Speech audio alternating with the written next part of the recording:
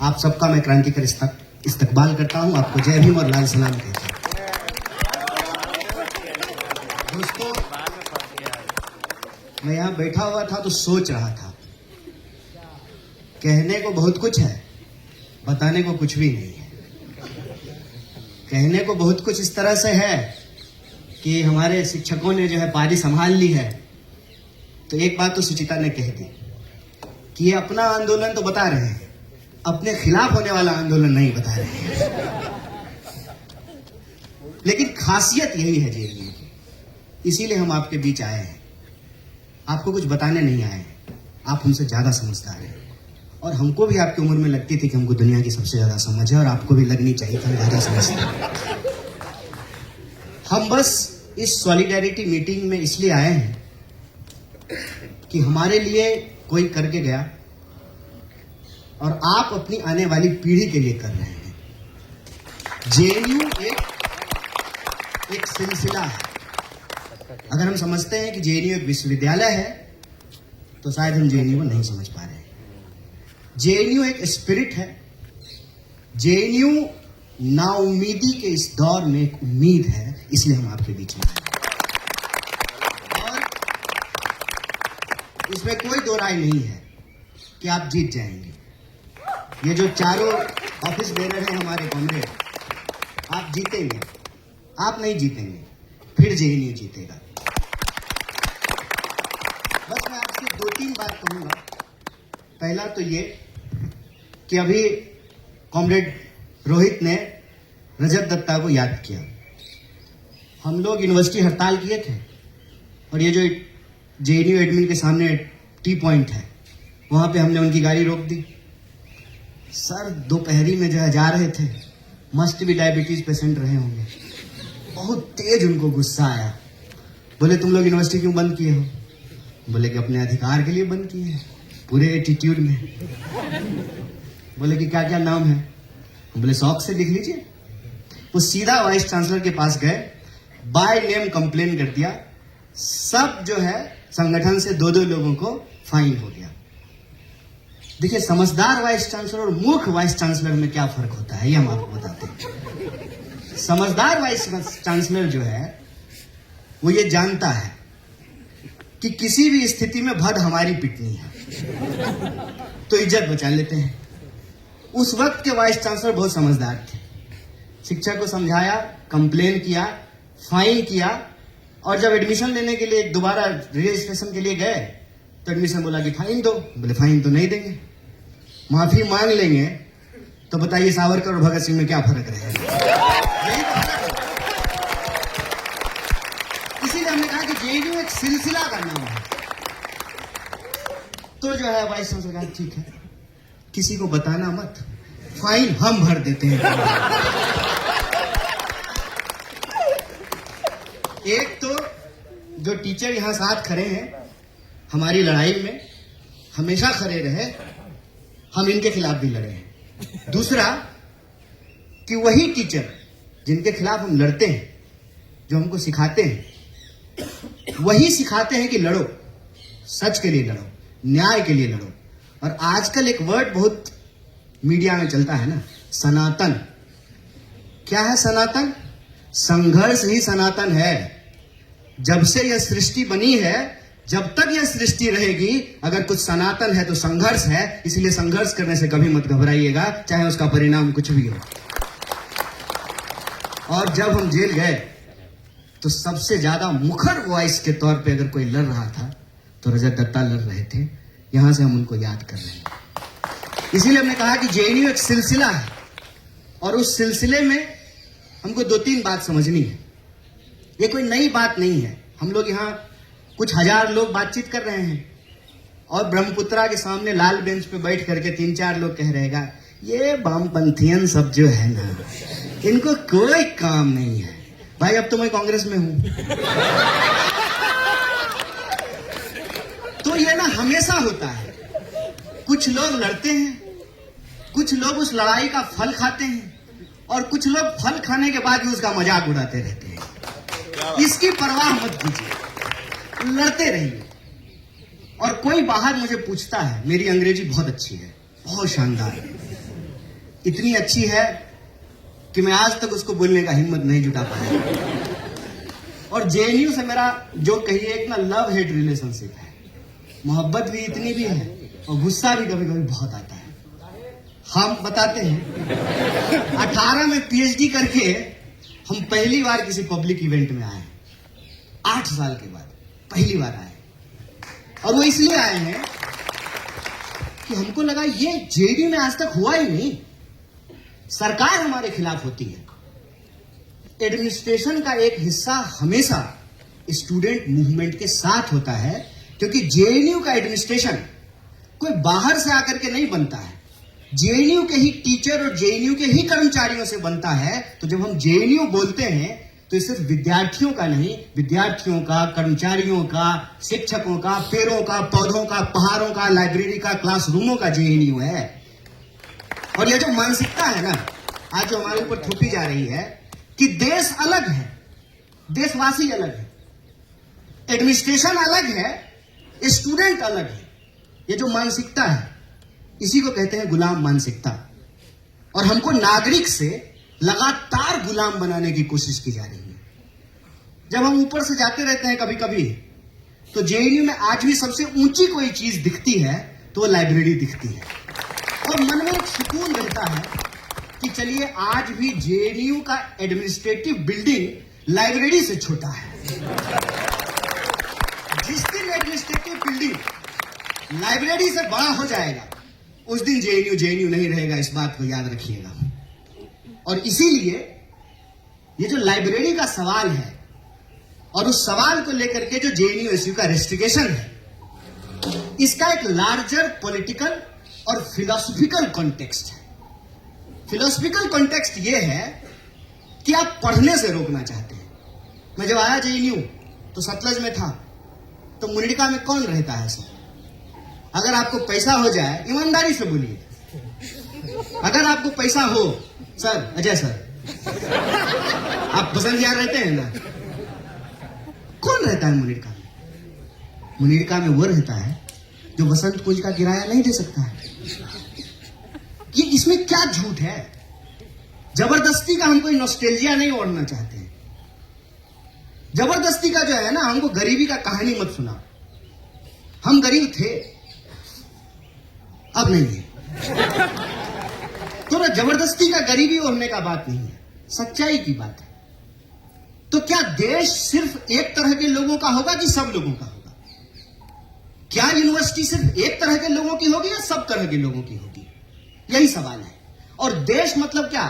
हिमालय, समंदर, नदियां, या देश में रहने वाले लोग? ठीक उसी तरह से विश्वविद्यालय का मतलब क्या? सिर्फ वाइस चांसलर, एडमिनिस्ट्रेटिव बिल्डिंग, सड़कें? क्या जेएनयू में रहने वाले लोग, जेएनयू में रहने वाली वो तमाम चीजें? बाहर कोई पूछता है जेएनयू की याद आती है? हम बोले आती है, बिल्कुल आती है। जेएनयू नहीं होता तो हम नहीं होते। अब इसमें अच्छी भी बात भी है और बुरी बात भी है, इसीलिए हमने कहा कि लव हेट रिलेशनशिप है। तो बता क्या खास है जेएनयू का? और ये मैं मेटाफोरिकल नहीं बोल रहा हूं, इसको मेटाफोरिकली मत समझिएगा। हमने कहा कि जेएनयू का मतलब यह है कि हमने अपनी आंखों से गिलहरी, कबूतर, बिल्ली और कुत्ता एक साथ खाना खाते हुए देखा। ये मैं मेटाफोरिकली नहीं बोल रहा। बिहार का एक सुदूर देहात का आदमी हिंदी भी जोर जोर करके बोलता है, हिंदी बोलते बोलते भोजपुरी बोलने लगता है।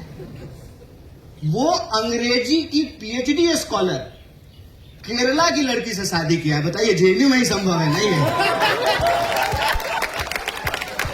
इश्क पे जो है मैम ने जो है कविता कही, ये इश्क जो है आपके होने का, आपके बीइंग का, आपके वजूद का, कि तुम ही तुम नहीं हो, हम भी हैं। देश प्रधानमंत्री नहीं होता है, सिर्फ प्रधानमंत्री नहीं होता, हम भी हैं। विश्वविद्यालय सिर्फ वाइस चांसलर नहीं होता है, हम भी हैं। और क्या मांग रहे हैं? पढ़ने के लिए जा रहे हैं। कौन जाता है? पिटते हैं सारे लोग, आप में से सारे लोग पिटे होंगे पढ़ने के लिए। कौन पढ़ना चाहता है, किसको पढ़ने में मजा आता है, खेलने में मजा आता है, सिनेमा देखने में मजा आता है, रील देखने में मजा आता है, रील बनाने में मजा आता है, पढ़ने में किसको मजा आता है? ये सारे टीचर यहाँ बैठे हुए हैं। सर, हम लोग तो खूब इनकलाब जिंदाबाद करते थे और कई बार समय पे असाइनमेंट तो नहीं जमा करते थे। और ये जो रेस्टिगेट हुए हैं, ये किसी एवरेज स्टूडेंट से कम ही लाइब्रेरी जा पाते होंगे बेचारे। ये तो दूसरे के अधिकार के लिए रेस्टिगेट हुए।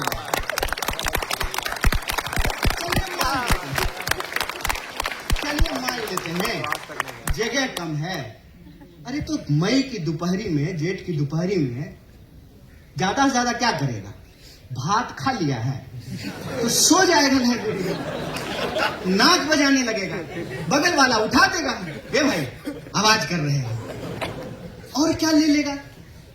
मुनीरका में कौन लोग रहता है? ये हमेशा से हम सुने हैं, इसीलिए बात हम बोल रहे हैं। ये पीछे किसी चाय की दुकान पे, लाइब्रेरी कैंटीन में, कहीं किसी हॉस्टल के सामने बैठ करके, ताप्ती के सामने, कहीं 5 लोग, क्या हो रहा है? अरे आए हैं कुछ लोग नेतागिरी छांटने, इनको कोई काम है क्या? और उनको बड़ा काम है, यहां से निकल करके पता नहीं क्या कर लिए हैं। हम सबको देख रहे हैं, सबको देख रहे हैं, ठीक है? तो ये हमेशा से बोलते हैं। वो क्या करते, मैं सत्तर रहता था, लोग पानी का ठंडा बोतल सब भर करके लेके चले जाते थे। कुछ लोग गेट पे खड़ा हो जाता था, हटाओ निकालो पानी, तुम पानी पी जाओगे तो हम क्या पिएंगे? अरे तो तुम नहाओगे क्या कूलर के पानी से? एक बोतल कोई पानी भर करके चला गया, क्या बिगड़ जाएगा? ये मानसिकता का सवाल है। और आपने अंग्रेजी में कहा ना फ्यूडलिज्म, तो मत इतना भारी जार्गन तो मैं इस्तेमाल नहीं करता हूं सर। हमको मिल गया, दूसरे को नहीं मिले, ठीक है? और कुछ लोग तो ये जन्म के आधार पे ले लेते हैं। बताइए, देखे एक वीडियो, एक महिला अपना जाति बता रही थी। हमने कहा दोस्त, इसमें तेरा क्या रोल है? मम्मी पापा को थैंक यू बोलो ना। किसी के पैदा होने में, बताइए मेरे पैदा होने में मेरा क्या रोल है? अब उसके आधार पर मुझे कुछ मिल गया है तो ये गिनाने वाली बात है। और मजेदार बात जान लीजिए, सिर्फ इतने तक नहीं रुकते हैं, और दूर चले जाते हैं, कोई और महान चीज से अपने आप को जोड़ देते हैं। राम परशुराम, कोई ऋषि मुनि, पता नहीं कहां चले जाते हैं। अरे कुछ अपने लाइफ में भी तो पैदा कर लो, कुछ अपने जीवन में अचीवमेंट कर लो, ताकि अपना परिचय बता सको। माना कि तुमने मेहनत करके जेएनयू में एडमिशन लिया, बहुत धन्यवाद, तुम्हारी काबिलियत, तुम्हारे मेरिट को सैल्यूट। तुम उतना ही मेरिटोरियस है जितना मेरिटोरियस देश के प्रधानमंत्री हैं, माना। और इतना मेरिटोरियस है कि इजराइल के प्रधानमंत्री को इंप्रेस करने के लिए डांस कर रहे हैं। हमने कहा देखिए यही ट्रेडिशन है। अब देखिए 2 सिलसिला है, एक सिलसिला जेएनयू का सिलसिला है। यहां श्रीमती इंदिरा गांधी के बारे में बोला जा रहा था और हम चुपचाप सुन रहे थे। यह जेएनयू का सिलसिला है। और एक सिलसिला आदरणीय वाइस चांसलर, क्या नाम है उनका? अच्छा, शांति श्री। तो एक तो और तो कुछ समय के बाद से ना ऐसे वाइस चांसलर आ रहे हैं सर कि उनका नाम लेने के लिए डिक्शनरी खोलना पड़ेगा। तो एक उनका सिलसिला है, जेएनयू के विरोध का सिलसिला। ये आइडिया का लड़ाई है। उसमें क्या है ना कि प्रधानमंत्री डांस करते हैं इजराइल को इंप्रेस करने के लिए, वाइस चांसलर डांस कर रहे हैं प्रधानमंत्री को इंप्रेस करने के लिए। और क्या हो रहा है मुझे बता दीजिए तो जरा। एडमिनिस्ट्रेशन में लेटने का कंपटीशन है सर। ऐसा नहीं कि नॉर्मल झुक करके साष्टांग प्रणाम करना है, जमीन को चाट चाट करके कुआं खोद देना है वहां पर। तो एक जेएनयू की संघर्ष की परंपरा और एक ये सिलसिला है। एक जो है ना नमस्ते सदा वत्सले की परंपरा है कि संघर्ष मत करो, माँ बाप के कृपा से अपनी जाति गिना दो, कुल धर्म के नाम से जो है अपना धर्म गिना दो, दूसरे के कर्म को अपना कर्म बता करके अपना अधिकार सुनिश्चित कर लो। माना कि तुम बहुत मेरिटोरियस हो, हम भी थे, हमको कौन सा जो है फ्री में नंबर दे करके जेएनयू एडमिशन हो गया था। सर आप इंटरव्यू में थोड़ा भी मदद किए थे हमको। इंटरव्यू दे दिए तो कहते हैं पटनायक सर, पहले क्यों नहीं बताया जी? बोले पहले बताते तो क्या होता? नहीं नहीं, वैसे ही पूछ रहे हैं। वैसे इंटरव्यू तुम्हारा बहुत अच्छा गया है। बोले बहुत अच्छा टीचर है, इंटरव्यू के बाद कह रहे हैं। आप सभी तो मेरिटोरियस है ना। ये चारों जो जीत के आए हैं, ये मेरिटोरियस नहीं है। ये भी तो आए हैं एडमिनिस्ट्रेशन का एग्जाम दे करके, ये भी तो एंट्रेंस निकाल करके आए हैं, ये भी तो पढ़ते हैं। इनको कौन से अनुकंपा पे एडमिशन हो गया है? तो हम प्रवेश कर गए हैं, ट्रेन में हमको जगह मिल गई है, दूसरे को नहीं बैठने देना है। ये वही मानसिकता है। किसी तरह से मेरिट नहीं भी हो, जात दिखा के, धर्म दिखा करके, पांव पकड़ करके, सत्ता के सामने नतमस्तक हो करके कोई जगह पा लिए हैं, दूसरे को नहीं घुसने देना है। ये वही मानसिकता है। ये वही मानसिकता है जिसमें द्रोणाचार्य ने ये तय कर दिया कि अर्जुन को तो सिखाएंगे, एकलव्य को नहीं बताएंगे। ये वही मानसिकता है। और यही वो मानसिकता आपको रोज देखने को मिलेगी कि हम सतलज में आ गए हैं ना, हम मुनीरका में रहने वाले किसी गरीब आदमी को अपने वाटर कूलर से पानी नहीं पीने देंगे। हम जेएनयू में आ गए हैं, हम किसी और को लाइब्रेरी में नहीं पढ़ने देंगे। याद रखिएगा कि आप जेएनयू में ऐसे नहीं आ गए हैं, हम जेएनयू में ऐसे नहीं आ गए हैं। ऐसा ही नहीं जो है हम जेएनयू में एक दिन प्रेसिडेंट हो गए, और ऐसा ही नहीं जो है हमको सरकार पकड़ करके जेल में डाल दी। हमारे पीछे लोग लड़े थे, इसलिए कन्हैया कुमार बन करके यहां खड़े हैं। ये जेएनयू ऐसा नहीं बन गया है, कोई इसको बनाया है, कोई इसके लिए लड़ा है। तो मैं जेएनयू के स्टूडेंट से सिर्फ इतना बात कहता हूं, रे भाई नमक हराम मत हो। तुम्हारे लिए कोई लड़ा था, तुम भी आने वाले लोगों के लिए लड़ो। और आज ना ये शुरुआत है, ये वाटर टेस्टिंग है, इस बात को याद रखना। हमेशा भाग जाना आसान होता है। जब क्रैकडाउन हुआ था, मैं ज्यादा नॉस्टैल्जिक दुनिया में नहीं जाना चाहता हूं, क्या कहानी गिनाता रहूंगा। आज की लड़ाई है, नया सवाल है, और बहुत सारी चीजें बदल गई हैं। मुझे यहीं आकर के बहुत कुछ अजीब लग रहा है। जैसे कि पानी जब मिला पीने के लिए, हमने कहा कि भाई स्टूडेंट यूनियन के प्रोग्राम में आजकल बिस्लरी का बोतल मिलता है, उसके बाद चाय मिला, उसके बाद इनको भी मिल रहा था। हम बोले तो गजब है। और आप जितने लोग सामने बैठे हैं, मैं बमुश्किल किसी को जानता हूं। एक हम अपने शिक्षकों को जानते हैं, लव हेट रिलेशनशिप, और दूसरे वो गार्ड साहब जो हमारे साथ हैं, यही रह गए हैं। उसी तरह से आप भी बहती हुई नदी का पानी है, आज है कल चले जाएंगे। यह परंपरा कायम रहनी चाहिए, यह सिलसिला कायम रहना चाहिए, यह वजूद बना रहना चाहिए कि कल को फिर जेएनयू की सीढ़ियों पे खड़ा होकर के कोई नौजवान इश्क करने की हिम्मत करे और सत्ता की आंख में आंख डाल करके सवाल पूछने का हिम्मत करे। यह देश जितना तुम्हारा था उतना ही हमारा है, और उतना ही आने वाली पीढ़ी का रहेगा। यह विश्वविद्यालय कायम रहनी चाहिए। यह विश्वविद्यालय उस सपने को जीता है जो सपना इस देश का संविधान हमको दिखाता है। वो सपना बराबरी का सपना है। वो सपना जन्म के आधार पर किसी के साथ भेदभाव नहीं होने का सपना है। वो सपना हमारी भाषा, बोली, क्षेत्र के आधार पर जो हमारे साथ शोषण होता है, उस शोषण की समाप्ति का सपना है। हम ये नहीं कहते हैं समाप्त हो गया। और मैंने कांग्रेस सुचिता को कहा, जानते जेएनयू का मजेदार बात क्या है? अभी तक तो 2 ही पार्टी सरकार में आई है ना, तो 2 ही पार्टी का लोग विरोध किया है। फर्ज कीजिए कल को अगर कम्युनिस्ट पार्टी की सरकार बन जाती ना, तब जेएनयू उस सरकार के खिलाफ लड़ रहा होता। मैं ये बात दावे से कह सकता हूं, मैं दावे से ये बात कहता हूं। और क्यों मैं ये बात कहता हूं? जब 2011 में मेरा एडमिशन हुआ सर, 12 में जो है चुनाव हुआ, सुचिता प्रेसिडेंट बनी, हमारी प्रेसिडेंट बनी थी, हम लोग एक दूसरे के खिलाफ लड़ रहे थे। 18 में जब हम पीएचडी सबमिट करके निकल रहे थे, तो बालाजी प्रेसिडेंट बना था।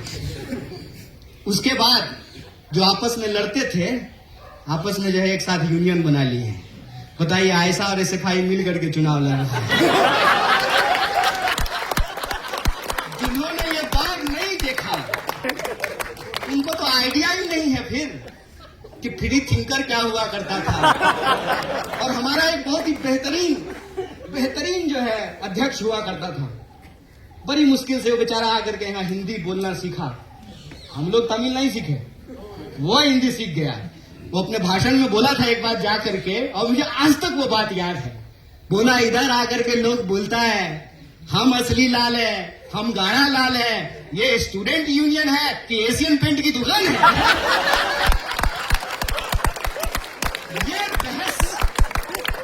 ये बहस हमेशा इस विश्वविद्यालय में रहेगा। और इसीलिए नेहरू की जो प्रतिमा लगी हुई है, उस प्रतिमा के बाहर एक बात लिखी हुई है, क्रिटिकलिटी को प्रोटेक्ट करना, क्रिटिकल अंडरस्टैंडिंग को आगे बढ़ाना ही विश्वविद्यालय का काम है। हो सकती है कि इसमें बहुत सारी कमियां हो, लेकिन हमको इस बात का गर्व है कि इस देश में बखूबी कोई विश्वविद्यालय अगर इस भूमिका को निभा रहा है तो उसका नाम जेएनयू है। इसीलिए जब हम कहते हैं वी आर जेएनयू, तो हम गर्व महसूस करते हैं। होगी नाराजगी, होगा गुस्सा, लेकिन जब कहते हैं वी आर जेएनयू तो उस रिश्ते से, उस सिलसिले से, उस ट्रेडिशन से जो है एक नाता बन जाता है। और जब उस पर कोई आंच आती है ना, तो सारी बाधाओं को छोड़ करके मन करता है कि भाग करके वहां जाएं और हवा में लहराती हुई मुट्ठियों को तान करके कहें कि जेएनयू खरा था, खरा है और खरा रहेगा। ये इसलिए खरा रहेगा कि कल को फिर से काला हांडी से खाया हुआ कोई नौजवान जिसको ना हिंदी आती है ना अंग्रेजी आती है, उसको उड़िया बोलते हुए अफसोस नहीं हो। एक बिहार के किसी देहात से आया हुआ नौजवान, नॉर्थ ईस्ट से आया हुआ नौजवान, कश्मीर से आया हुआ कोई नौजवान, केरल से आया हुआ कोई, वो तो हम हैं ही सर, तो ना नहीं young sir, age is number, young is feeling. तो हम ये कह रहे हैं कि वो सिलसिला कायम रहना चाहिए। और ये जो पूरा का पूरा मसला है लाइब्रेरी का, इसको यूं समझ लीजिए कि ये ना वाटर टेस्टिंग है। इसको ये मत समझिए कि फेस रिकॉग्निशन, ये सब डिवाइड करने का कोशिश है। सर्विलांस, सिक्योरिटी, अरे कौन सा वहां परमाणु बम रखा हुआ कि कोई चुरा करके चला जाएगा, फॉर्मूला रखा हुआ है। वो तिरंगा सिनेमा में एक नहीं था कि हमने जो है सर्किट निकाल लिया है, फ्यूज कंडक्टर, कौन सा फ्यूज कंडक्टर वहां रखा हुआ है? कौन किताब चुराता है? किताब ही तो सर एक ऐसी चीज है, कोई चुराता नहीं है, आप कहीं छोड़ करके चले जाइए। तो लाइब्रेरी रोक रहा है, ये अभी लाइब्रेरी रोक रहे हैं। असल बात मैं बार बार जो कहता हूं, देखिए हम लोग एक बड़े नाटक का छोटा सा पात्र है, बहुत छोटा सा। Privatisation of profit, socialisation of loss, monopoly of power. और ये जो एप्स्टीन में निकल करके सामने आ रहा है ना, ये इसकी हकीकत कि दुनिया भर के चोर जो हैं ये एक इकट्ठा है और चारागाह बना लेना चाहते हैं दुनिया को। और विश्वविद्यालय उनके आंखों में खटकता है, क्योंकि विश्वविद्यालय आपको सवाल पूछने के लिए सिखाता है, विश्वविद्यालय आपको क्वेश्चन करने के लिए सिखाता है। और जैसा प्रोफेसर पटनायक ने कहा कि टीचर की ताकत स्टूडेंट है, स्टूडेंट की ताकत विश्वविद्यालय का ताकत समाज है। इसीलिए आप बार बार देखेंगे कि विश्वविद्यालय को समाज से काटने की कोशिश की जाती है। ये एक डेलिबरेट अटेम्प्ट था कि जेएनयू को बदनाम किया जाए। और ये बात मैं बार बार कहता हूं कि किसी विधवा की जमीन कब्जा करना हो ना, तो उसको चरित्रहीन और डायन बताना जरूरी है। समाज में उसको लेकर के डर हो कि अपना पति खा गई, अब तुम्हारा पति खा जाएगी। और जब ये डर समाज में कायम हो तो समाज और विश्वविद्यालय अलग हो जाते हैं। फिर जब विश्वविद्यालय पर हमले होते हैं सरकार के द्वारा, तो विश्वविद्यालय के साथ कोई खड़ा नहीं होता है। और असल बात यह है कि ये जो पूरा का पूरा लूट का मामला है, बसंत कुंज जैसी जगह पे आप में से बहुत सारे लोग हवाई जहाज चढ़े होंगे, ऊपर से जाते हैं कितना सुंदर लगता है। खाली कंक्रीट ही कंक्रीट है। दो ही जगह ग्रीनरी नजर आती है, एक जगह जहां आदरणीय राष्ट्रपति रहती है, दूसरी जगह आदरणीय वाइस चांसलर रहते हैं। क्यों नहीं खटकेगी? सर आप लोग तो घर लिए होंगे ना, बाहर में बुक तो कराए होंगे ना, आप बाहर ही रहते हैं ना, तो सर 3-4 करोड़ में तो फ्लैट मिलता होगा बसंत कुंज में। 4.5 करोड़ में खरीद लिया हो क्या भाई? 4.5 करोड़ में फ्लैट मिलता है सर। ये 1000 एकड़ जमीन है। आपको क्या लगता है उनको लाइब्रेरी में घुसने से प्रॉब्लम है? ना ना, आप कालाहांडी से चल करके, नागालैंड से चल करके, कश्मीर से चल करके, बिहार से चल करके, आप जो तमिलनाडु से चल करके यहां आकर के पढ़ते हैं, और यहां पर रह रहे हैं। वाह, कमाल बात है। सड़क के इस तरफ जो है इतना सस्ता जो है, आप जो है खुले आसमान के नीचे जो है ना ओपन बार का मजा ले रहे हैं, और सामने जो है एक एक गिलास का जो 500-500 रुपया देना पड़ रहा है। सामने मॉल है ना, कैसे बर्दाश्त करेगा लोग, कैसे बर्दाश्त करेगा लोग। इसको आप छोटी लड़ाई मत समझिए, ये आपके पढ़ने के अधिकार पर हमला है। सरकार नहीं चाहती है कि आप पढ़ें, सरकार नहीं चाहती है कि आप सवाल पूछें। और देखिए, हम तो एक पार्टी में हैं जो पार्टी सरकार चलाती है, कहीं कहीं मैं आपको एक रूलिंग क्लास मेंटालिटी के बारे में बताना चाहता हूं। पीपल आर बर्डन, लोग बोझ हैं, लोग बोझ हैं, और खास करके गरीब लोग बोझ हैं। और गरीब लोगों को ला करके जेएनयू पढ़ाती है। आप दीजिए ना 50 लाख रुपया महीना, 50 लाख साल, आपको पता चलेगा। हम आए थे सर मगध यूनिवर्सिटी से, आए यहां पे जो है इंटरव्यू देने के लिए। ये बाबा गंगनाथ मार्ग सर हम 3 बार घूम गए, हमको जेएनयू का गेट ही नहीं मिला। हमको लगा कि देश की इतनी बड़ी यूनिवर्सिटी है, कोई शानदार गेट होगा, हम बार बार सामने से गुजर जाएं, हमको जेएनयू मिले ही नहीं। तो हमने एक भाई से पूछे कि भाई जेएनयू कहाँ है, तो बोला कौन सा। बोले कौन सा, एक ही जेएनयू है। बोला नहीं 2 है। बोले 2 है, हमको तो एक ही पता है। बोला एक ओल्ड है एक न्यू है। अब हम कंफ्यूज हो गए, नए में जाएं कि पुराने में। हमने कहा नए में चलते हैं। तब न्यू इंडिया नहीं आया था सर, तब अगर न्यू इंडिया होता तो क्लैरिटी होती, पहले ही बोल देते न्यू में। तो बोले न्यू में, तो वापस इसी गेट पे बोले हम यहां से तो हम 3 बार गुजर गए। वहां गए हम डरते डरते, अभी हमारे गार्ड साहब हमको इतना प्यार से बतियाया है, ठीक है ना। गार्ड के पास हम डरते डरते गए। गरीब आदमी ना पहले से डरा रहता है कि कोई डांट ना दे, कोई ह्यूमिलिएट ना कर दे, कोई भगा ना दे, कोई मुंह पे दरवाजा ना बंद कर दे। ये होता है, कॉन्फिडेंस नाम का कोई चीज होता है। एक आध साल यहां रहने के बाद समझ में आया था। तो डरते डरते गार्ड के पास गए कि डांट ना दे। हम बोले कि जेएनयू यही है। बोले जी यही है। बोले इतना आदर से बात कर रहा है, ये तो मनुष्य समझ रहा है। आपको कहां जाना, ये हमको आपको कह रहा है। हम बोले सर, बोला सर मत कहिए। बोले नहीं आप सर हैं, हमको सबको सर कहने की आदत है। बोला कि यही जेएनयू है, कहां जाना है। हम बोले इंटरव्यू है हमारा। हम इंटरव्यू देने ऐसे आए थे जैसे एमआर का नौकरी करने के लिए आए हैं। बढ़िया टक करके पेंट में सर शर्ट पहन करके आए थे, हवाई शर्ट पहन करके। तो ना एक आदमी को रोका, वो सीनियर रहे होंगे। बोला कि इनको जरा छोड़ दीजिएगा एड ब्लॉक। हम पीछे बैठ गए।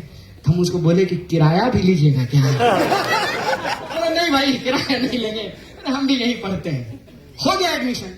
पहला दिन क्लास में गए, प्रोफेसर मालाकार थे, आए क्लास में, वो आए, हम खड़े हो गए, बाकी सब बैठा हुआ था। बोले खड़े क्यों हो गए। हम बोले सर आप आए हैं क्लास में इसलिए खड़े हो गए। तो बोले कि इसमें हमने ऐसा क्या कर लिया कि तुम खड़े हो रहे हो हमको देख के। हमने कहा सर आप टीचर हैं। तो बोला कल तुम भी हो जाओगे। हम बोले हाँ बात तो ठीक है, टीचर होने ही तो आए हैं। बोले कि मेरी पीएचडी हो गई, तुम्हारी पीएचडी हो जाएगी, हमारे तुम्हारे में क्या फर्क है। फिर हमारा कॉन्फिडेंस इतना, वैसे सर हम सिगरेट नहीं पीते हैं, हमारा कॉन्फिडेंस इतना था कि हम पटनायक सर के पॉकेट से सिगरेट निकाल लेते थे। फर्क देखिए, कैसे आए थे और कैसे बन गए। क्या सर, और झूठ बोल रहे हैं, खाली केला खाली तो नहीं गए थे इनके घर में, 20 दिन जेल में थे, बड़ी जोर से तलब हो गई थी। तो मैंने सोचा कि सर के पास आता हूं, फ्री का सिगरेट मिलेगा। ये फर्क है, ये मैं अपनी आप बीती आपको बता रहा हूं, और ये मैं पहली बार पब्लिक में बोला हूं। तो और जेल जो है, जेल का मजेदार बात, सब 83 की बात बोल रहे थे। मैं जेल में गया, मुझे बहुत दिन के बाद चैन मिला था सर। इतना दुखी मत होइए कोई अगर जेल में जाए तो, खुश होइए। पता है क्यों? क्योंकि एक असली बात कोई नहीं बताएगा। इनमें से अगर कोई भी जेल में चला जाए ना, संघर्ष कीजिए लेकिन दुखी मत होइएगा।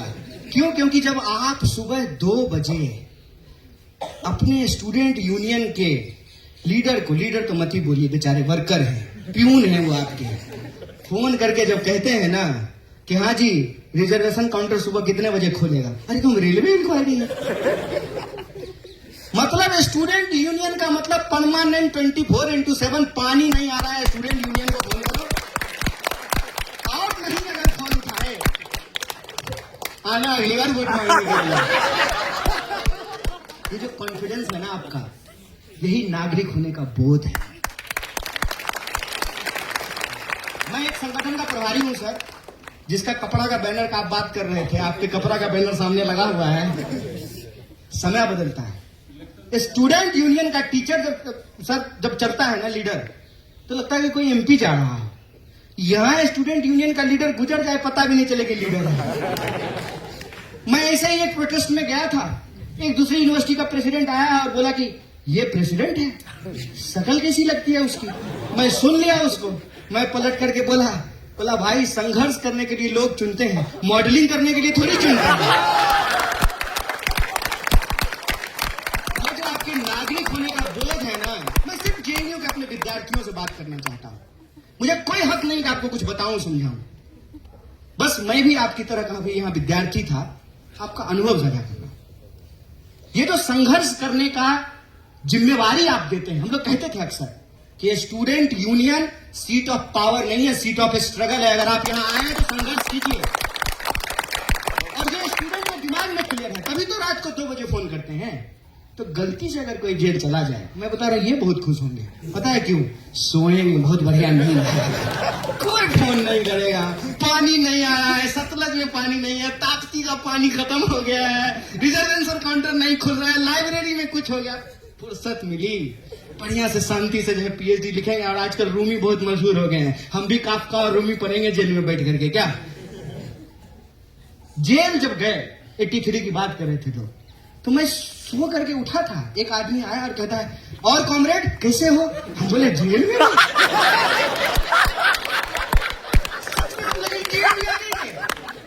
वो आदमी आया, बोला कि अरे घबराओ नहीं। बोले नहीं, घबरा तो नहीं रहे। घबराना होता तो जेल में थोड़ी होते। घबराना होता तब थोड़ी जेल में होते। घबरा गए तब कहां? घबरा गए तो सरकार में होते, जेल में थोड़ी होते। तो जो है वो आया, बोला कि अरे हम भी आए थे यहाँ पे, तुम्हारे जो है ना टीचर मलाकार और पटनायक, उन लोगों के साथ हम भी आए थे। बोले आप क्या करने आए थे? अरे सेनेडाई हुआ था, लोगों को जेल भेज दिया गया था, हम भी आए थे जेल में। तो हम बोले अभी क्या है? बोले अभी हम जेल कमिश्नर हैं, पूरा जेल हमारे ही अंदर है। मैं ऐसे ही नहीं बोल रहा हूं कि जिनको लगता है कि जेएनयू यूनिवर्सिटी है, वो जेएनयू को नहीं जानते हैं। जेएनयू का इतिहास, मुंह जवानी जेएनयू के एक एक ईंटों पर दर्ज है, एक एक क्लासरूम के बेंचों पर दर्ज है। और जो लोग यहां आए, उनका सौभाग्य, वो उनकी जिंदगी के सबसे बेहतरीन दिनों में से एक है। इसीलिए प्यार और रंज, हिट कि इतना कुछ कर लेने के बाद भी, हाँ, सबसे ज्यादा क्रिटिसिज्म अगर कहीं से हो सकता है तो जेएनयू से ही होता है। और इसके लिए मुझे आपसे कोई शिकायत नहीं है। मैं आपको सैल्यूट करना चाहता हूं। आप अपने स्पिरिट को इसी तरीके से कायम रखिए। देश में एक यूनिवर्सिटी तो ऐसी है जो आज भी लोगों की रीढ़ की हड्डी को सीधा करता है, जो सत्ता के आंख में आंख डाल करके सवाल पूछता है, जो कहता है कि नहीं मानेंगे, तुम जो चूरन बेचोगे ना वो नहीं खरीदेंगे। क्या चूरन बेच रहे हो? सिक्योरिटी का। अच्छा, यहां लोग जो है बॉर्डर घुस जा रहे हैं बंदूक लेकर के। कहां घुस आए थे? पहलगाम में। और तुम लाइब्रेरी बचा रहे हो। कमाल बात है। ये जो चूरन बेच रहे हो, ये नहीं होता कि मॉल में आप सामान खरीदने के लिए जाइए, सामान खरीद लीजिए, कहेगा कि छुट्टा नहीं है, चॉकलेट खा लीजिए। नहीं खाना है मुझे चॉकलेट। यही तो जेएनयू का एटीट्यूड है ना। तुम जो दोगे नहीं लेंगे, और जो हमको लेना होगा वो छीन करके लेंगे। यही तो है। तुम कह रहे हो कि भैया आप फेशियल रिकॉग्निशन नहीं लेंगे, चंदा लेंगे बारकोड से। आप लोगों ने कॉन्ट्राडिक्शन पकड़ा। डायलेक्टिक्स पढ़ाए हैं आप लोग। डायलेक्टिक्स देखे, बोला कि जो है फेशियल रिकॉग्निशन नहीं मानेंगे, लेकिन चंदा आप क्यूआर का कोड से लेंगे। तुम्हारे हिसाब का डिजिटल इंडिया नहीं चलेगा, हमारे हिसाब का डिजिटल इंडिया चलेगा। हमने AI बनाए हैं, AI को हमको नहीं बनाने देंगे। इस बात को याद रखना। यही फर्क है JNU में और देश के दूसरे विश्वविद्यालयों में, कि हमको जो चाहिए वो लेंगे। और मैं आपको एक आंदोलन की याद दिला देना चाहता हूं। वाईफाई को लेकर के हम लोग संघर्ष किए सर, और वाईफाई को लेकर के मैं 3 पोजीशन बताता हूं मेरे 7 साल के JNU के अनुभव में। जब आ रहा था, कंप्यूटर हंस रही है सुचिता, बहुत जबरदस्त विरोध हुआ। मशीन आएगा, रोजगार चला जाएगा, इसीलिए जो है कंप्यूटर नहीं आना चाहिए। उसके बाद JRF आया, लड़ करके JRF का पैसा बढ़ा है। JRF का पैसा बढ़ते ही सर, ब्रह्मपुत्रा में मोटरसाइकिल लगाने की जगह नहीं, और देखते देखते जो है डिलीवरी बॉय सुबह शाम ये मुगल दरबार वाला भी डिलीवरी करने लगा। रूम नंबर 107 ब्रह्मपुत्रा ओल्ड की एक्सटेंशन। समाज बदलता है, हम भी बदलते हैं। फर्क यह है कि हम बदलाव के खिलाफ नहीं हैं, लेकिन बदलाव हमारी शर्तों पर होगा। हम विकास के खिलाफ नहीं हैं, लेकिन विकास हमारी शर्तों पर होगा। बदलाव के नाम पर तुम अगर मेरे ऊपर कुछ थोपना चाहते हो, और यूनिवर्सिटी का जो बुनियादी कैरेक्टर है कि ये एक्सक्लूजनरी नहीं होगा, इंक्लूसिव होगा। बताइए, अगर ऐसी यूनिवर्सिटी होती कि बंबू गेट लगा होता, जैसे टोल गेट पे लगा होता है, तब तो हम नहीं देख पाते इंटरव्यू। हमको गेट ही नहीं मिल रहा था, और गेट पे अगर गलती से पहुंच भी जाते, गार्ड जोर से हप कर देते तो लौट के चले जाते। कौन पढ़ेगा। हम BHU में मेरा एडमिशन हुआ, मैं आपको बता देता हूं, BHU में मेरा एडमिशन हुआ, हम BHU में एडमिशन ही नहीं लिए। इतना भव्य विश्वविद्यालय था ना सर, हमको लगा इतना दूर घर से यहां रहेंगे कैसे। इतना भव्यता से दिक्कत नहीं है, बनाइए ना भव्य। इस लाइब्रेरी को इतना और ऊंचा बना दीजिए, या इतनी ही एक और बिल्डिंग कोशिश कर दीजिए। अरे आपसे ज्यादा तो मिडिवल टाइम का शासक लोग ज्यादा समझदार था। एक कुतुब मीनार बना लिया था, उसके बगल में दूसरा कुतुब मीनार बनाने का कोशिश कर रहा था, है कि नहीं। इतने साल के बाद सर 70 में यूनिवर्सिटी बनी, 69 में, तब से लेकर के अब तक एक और बिल्डिंग बना लीजिए ना बगल में, और देख लीजिए जो बैठने की जगह की कोई कमी नहीं होगी। कौन कहता है कि हम बदलाव के खिलाफ हैं? बदलाव के खिलाफ कोई हो सकता है? कोई नहीं हो सकता है। कौन विकास के खिलाफ है? नहीं है। लेकिन आप बदलाव किसकी शर्तों पे करना चाहते हैं? यूनिवर्सिटी का बेसिक कैरेक्टर क्या है? यूनिवर्सिटी का बेसिक कैरेक्टर अगर इंक्लूसिव है तो हम बदलाव के खिलाफ नहीं है। यूनिवर्सिटी का बेसिक कैरेक्टर अगर एक्सक्लूसिव है तब हम बदलाव के खिलाफ होंगे, क्योंकि वो बदलाव हमारे लिए नहीं है। वो बदलाव फिर प्रधानमंत्री का विकास मतलब देश का विकास ना भैया। प्रधानमंत्री का विकास मतलब देश का विकास नहीं होता है। प्रधानमंत्री के चढ़ने के लिए 8,500 करोड़ का हवाई जहाज है, इसका मतलब इस देश के तमाम लोगों के चढ़ने के लिए 8,500 करोड़ का हवाई जहाज नहीं है। रेलवे में लोगों को टिकट नहीं मिलता है, भूख से लोग मर रहे हैं, सांप काटने से लोग मर जा रहे हैं, और 5 ट्रिलियन की इकोनॉमी बनी है। यहां बैठे हुए इकोनॉमिस्ट इतने बड़े रोहित दलाल, 5 ट्रिलियन की इकोनॉमी है। अब 5 किलो अनाज लेने के लिए 80 करोड़ लाइन में लगे हुए हैं। बताइए, देश इतना मजबूत हो गया कि 80 करोड़ लोग कौन है जो 5 किलो अनाज लेने के लिए लाइनों में लगे हुए हैं। सर तुम कहते हो, ये आखिरी बात में बोल रहा हूं, तुम कहते हो कि JNU धर्मशाला बना दें। मेरा एक जिगरी संगी दोस्त है, ये कंफ्यूज मत होना भाई। विचारधारा के आधार पर संबंध नहीं बनते हैं। विचारधारा रहते हैं, विरोध भी रहता है, सहमति रहती है, असहमति रहती है। ये क्या लगता है ये लोग आपस में नहीं लड़े हैं? खूब लड़े हैं। और आप लोग आपस में नहीं लड़ेंगे? लड़ेंगे।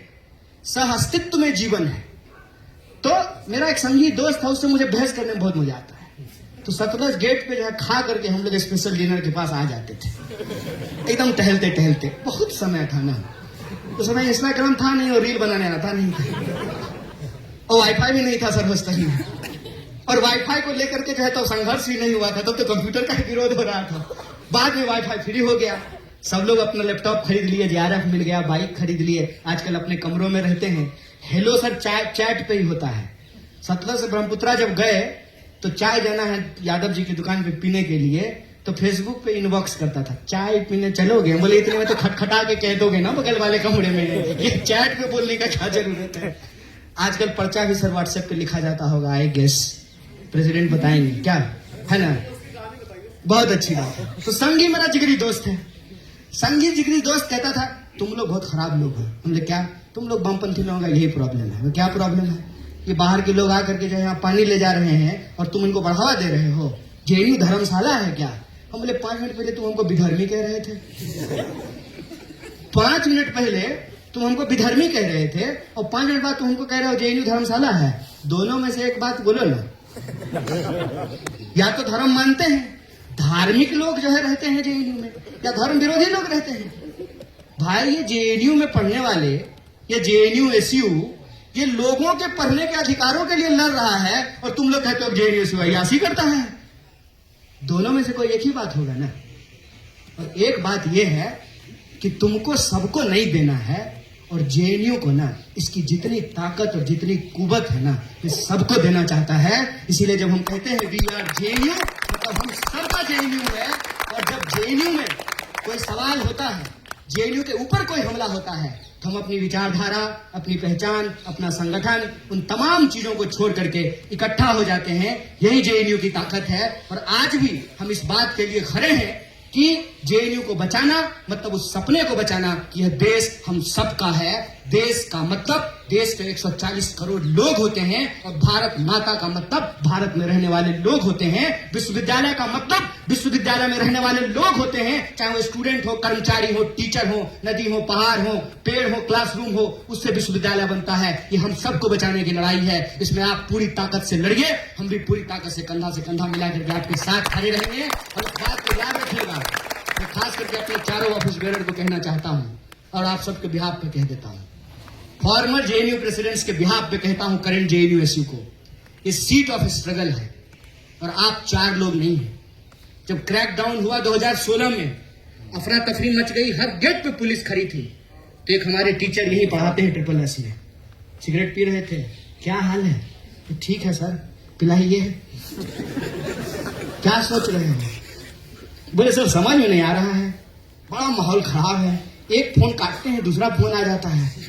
अभी यहीं पे जो दिल्ली पुलिस के भी स्टाफ घूम रहे थे, अब नाम नहीं लेंगे, नौकरी चली जाएगी। तो हम पूछे क्या माहौल है? बोला सर माहौल तो बहुत खराब है, हर तरफ से लोग जमा है, कभी भी हमला हो सकता है। हम बोले सर पता नहीं क्या करें। बोले सुनो, यही शब्द था उनका और यही मैं आपके सामने दोहरा रहा हूं। तो सुनो, यह मत सोचना कि तुमको 1000 लोगों ने वोट दिया है, यह मत सोचना कि तुम्हारे संगठन में 10-15 लोग हैं, यह मत सोचना। यह सोचना कि तुम जेएनयू एसयू के प्रेसिडेंट हो। और जब हम जेएनयू एसयू कहते हैं ना, तो ये 2016 में नहीं है, ये आजादी के पहले शुरू होता है और ये तुम्हारे मरने के बाद भी कायम रहेगा। तुम उस परंपरा के वहां के इस बात को याद रखना कि तुम सिर्फ 1000 स्टूडेंट के प्रेसिडेंट नहीं हो, तुम 8000 स्टूडेंट के प्रेसिडेंट हो, चाहे वो एबीवीपी से भी जुड़ा हुआ क्यों नहीं है, चाहे वो तुमको वोट दिया या नहीं दिया, तुम पूरी यूनिवर्सिटी के प्रेसिडेंट हो। और तुम अगर भागे तो पूरा का पूरा यूनिवर्सिटी डिमोरलाइज होगा। तुम्हारे कंधे के ऊपर अब ये जिम्मेवारी है कि उस विरासत को, उस परंपरा को, उस सिलसिला को कायम रखो जिसको हम जेएनयू एसयू कहते हैं। तो आप 4 लोग नहीं हैं, आप जेएनयू एसयू हैं। और इस वाइस चांसलर को यह कहना चाहते हैं कि आप यहां से पढ़ी हैं। अफसोस की बात है, अगर जगदेश कुमार था तो कहते हैं ना कि गालिब दिल को बहलाने के ख्याल अच्छा था, कहते थे बाहर का आदमी है। आप तो यहां से पढ़ी है मैडम, आपको मालूम नहीं है कि जेएनयू क्या है? ये आपको क्या लगता है एक संगठन के लोग हैं? और ये बात क्या सिर्फ SSS की सीढ़ियों तक रहने वाली है? आज यहां से हम आपको ऐलान करते हैं कि अगर आप जेएनयू एसयू को बहाल नहीं करेंगे, पूरे के पूरे जेएनयू एसयू की विरासत के बिहाफ पे ये बात कहते हैं।